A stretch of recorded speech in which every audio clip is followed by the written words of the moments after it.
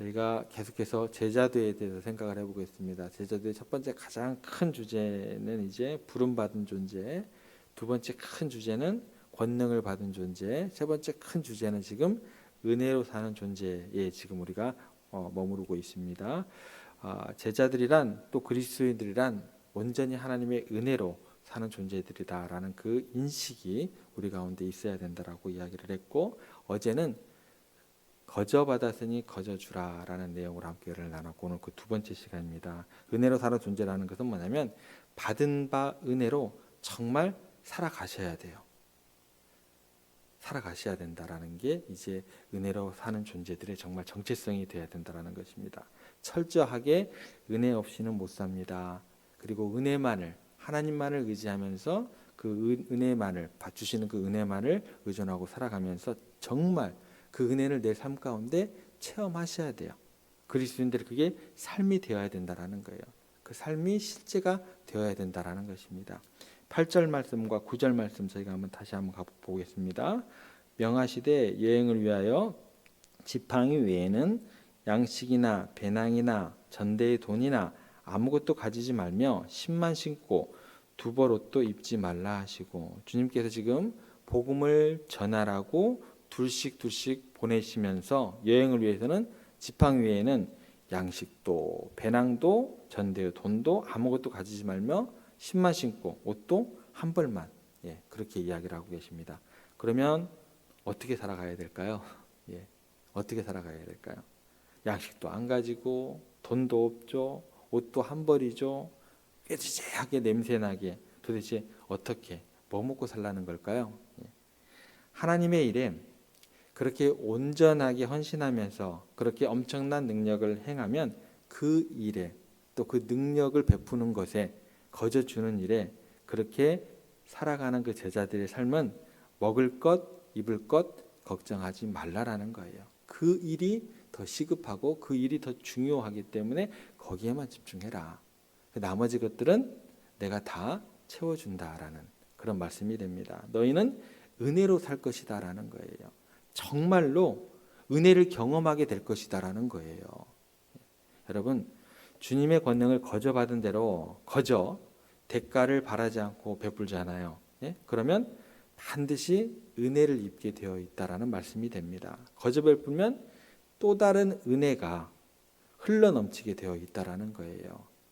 자신의 힘으로 우리가 살아가는 게 아니다라는 것입니다.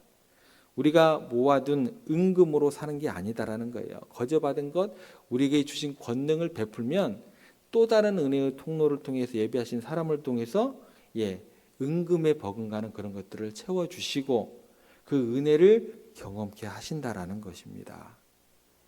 또 두 버릇으로 자신을 치장할 필요도 없다라는 거고, 왜냐하면 거저 베푸는 사람은 하나님께서 또 다른 은혜를 반드시 입게 하시기 때문에 그렇습니다. 제가 어렸을 때 아버지 어머니를 따라서 기도원을 많이 갔었습니다. 자의 반 타의 반 기도원을 많이 간 적이 있습니다. 근데 어떤 기도원에 가면 우리 장로님들, 권사님들, 집사님들도 경험해 보셨을 거예요. 옛날에는요, 점심 때 국수를 그냥 무료로 나눠주는 기도원도 있었습니다. 경험해 보셨죠? 그래서 제 어린 생각으로는 어떻게 이렇게 많은 사람들에게 전부 다 무료로 나눠줄까? 그렇게 나눠주면 도대체 기도원은 어떻게 운영이 되는 것일까? 세상에 어디를 가더라도 이렇게 거저주고 저렇게 베푸는 데가 없는데, 그런 생각이 들었어요. 그렇다고 특별하게 뭐 회비를 걷는 것도 아니고 받는 것도 아니고 예배 시간에 봉헌 시간이 조금 있는 정도인데 어떻게 그게 가능할까? 그래서 제가 유심히 살펴봤습니다. 그런데 어머니가 헌금하시는 걸 보니까 국수밥의 한 10배는 그 이상은 헌금을 하시더라고요. 그리고 국수 한 그릇을 이렇게 모여서 먹으시면서 그분들이 하는 얘기가 이래요. 사람들이 하는 말이 전부 다 뭐냐면 이렇게 고마울 수가, 이렇게 고마울 수가. 말씀으로 은혜 받고 또 기도 제목 낸 것을 위해서 또 기도도 해주시고 그런 것도 고마운데 국수까지 공짜로 베풀어 주다니 너무 고마워서 감사한 거 많이 해야겠다. 그렇게 이야기를 하시더라고요. 제 어린 마음에는 굉장히 그 모습이 충격이었어요. 그러면 국수 한 그릇에 얼마나 되겠습니까? 그걸 먹는 사람들은 거저 받은 은혜에 대한 감격으로 몇 배 더 감사를 드리게 되어 있다라는 것입니다. 그래서 헌금하세요. 그래서 국수값은 얼마입니다 라고 이야기하지 않아도, 그런 이야기를 구구절절하게 설명하지 않아도 그것보다 훨씬 더 많은 또 다른 은혜가 그곳 가운데 넘치게 되는 걸 제가 어린 나이로 똑똑히 봤습니다.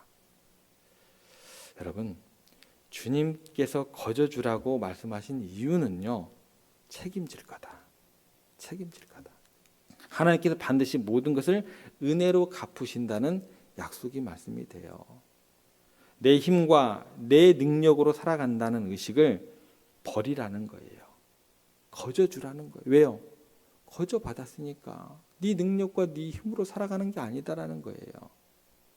이 말은 매 순간순간이 하나님 은혜 없으면 못 살겠습니다, 하나님 은혜 없으면 안 됩니다라고 말하는 것으로 끝나지 않고요, 온전히 하나님을 의지하라는 말씀이 돼요. 그리고 그 하나님을 실제 네 삶에서, 너희들 삶에서 경험하게 할 것이다라는 것입니다. 그리고 경험하면서 그렇게 은혜를 증거하는 삶을 살아야 된다는 거예요.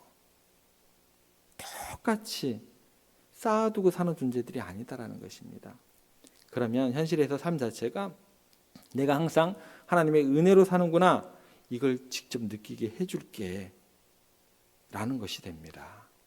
당장에 먹을 게 없어요. 하나님께서 채워주시는 그 은혜를 경험케 하신다라는 거예요. 우리는요, 내 영혼아, 내가 창고에 많이 쌓아두었으니 배불리 먹고 마시고 즐기자라고 이야기했던 누군 줄 아시죠?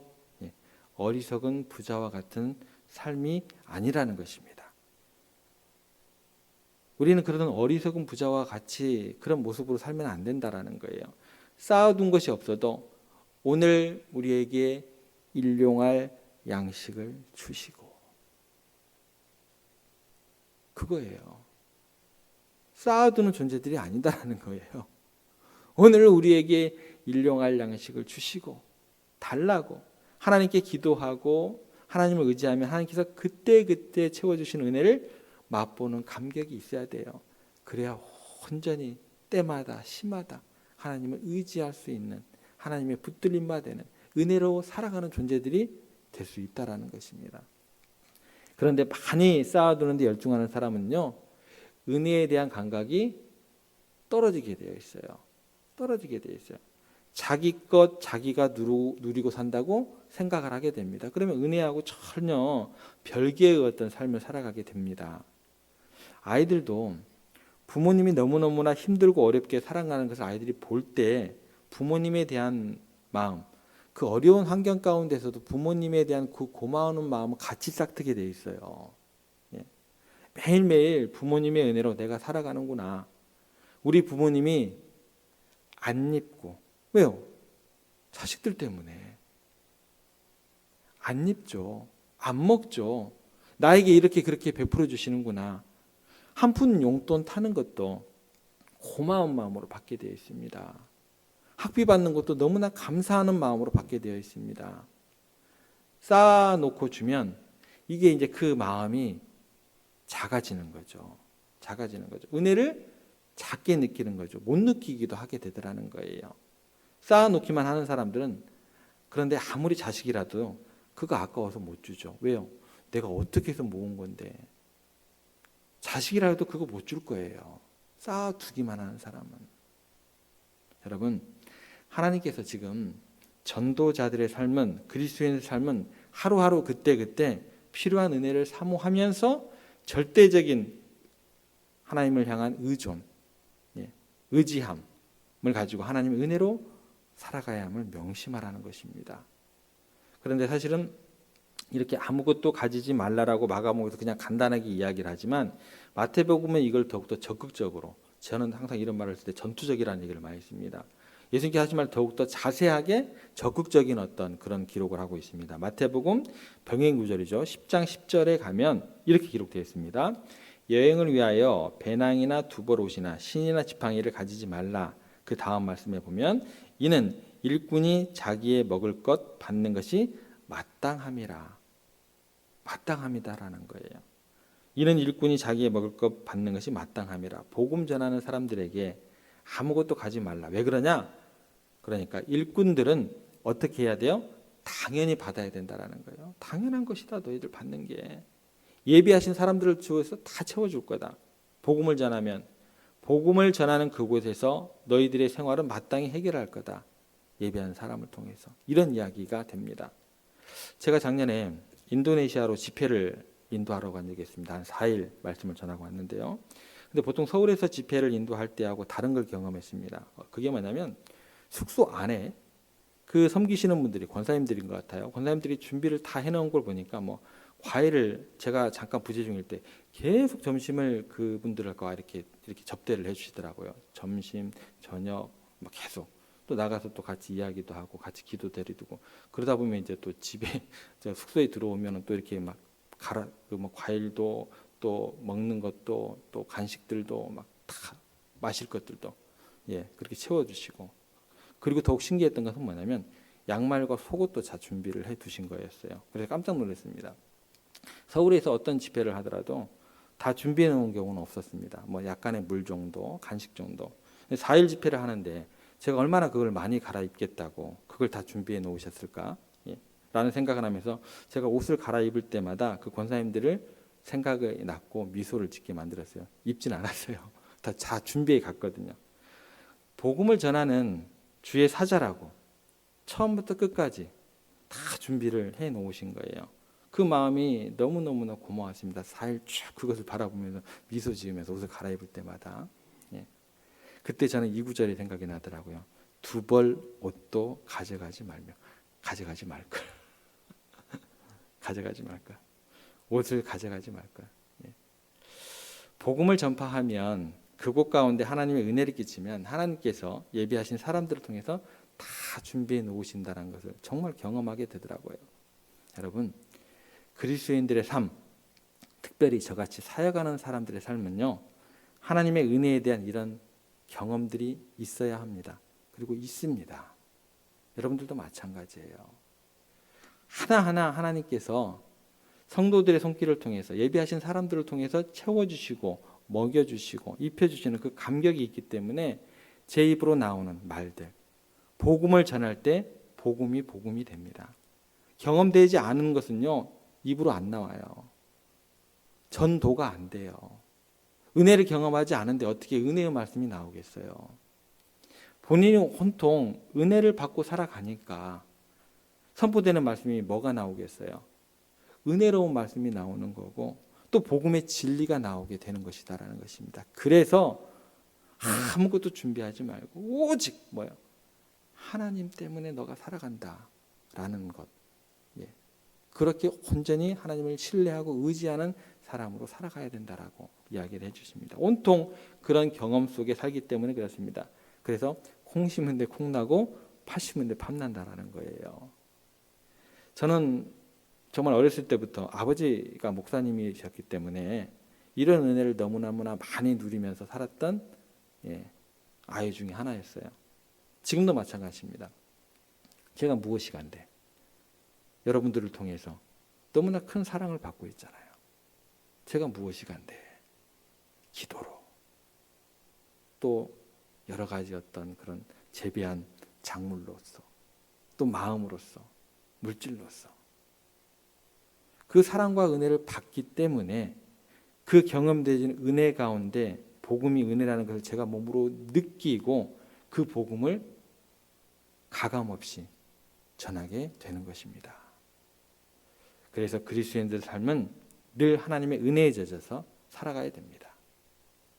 그렇게 거저줄 수 있는 이유는 거저받은 경험이 있기 때문에 늘 은혜로 사는 존재다라는 의식이 있기 때문에 이 시간 질문해 보시기 바랍니다. 여러분들은 어떠세요? 여러분들은 어떠세요? 여러분들의 은혜에 대한 그 감각, 감격이 있으십니까? 나는 온통 하나님의 은혜 때문에 산다. 그 경험들이 많이 있으셨습니까? 오늘도 경험하시기를 원하십니까? 구역장을 통해서, 구역원들을 통해서, 장로님들을 통해서, 권사님들을 통해서, 집사님들을 통해서 그리고 여러분들을 만나는 사람들을 통해서 용서받고 사랑받고, 교회는 이런 은혜가 가득해야 됩니다. 이게 순환이 돼야 돼요. 한번 따라해 보시겠습니다. 나는 은혜로 사는 사람. 예, 그런 고백이 우리 가운데 항상 있게 되기를 소망합니다. 그렇게 하나님의 크신 은혜에 붙들린 바 되어서 그 은혜에 젖어서 살아가시면서 감사가 넘치는, 기쁨이 넘치는 그런 여러분들 되시기를, 그리고 오늘 하루의 삶에서 그 감사와 기쁨이 은혜를 통해서 체험되는, 정말 그렇게 은혜를 가지고 그 체험을 가지고 살아가시는 오늘 하루의 여러분들의 삶이 되기를 주님의 이름으로 부탁을 드립니다.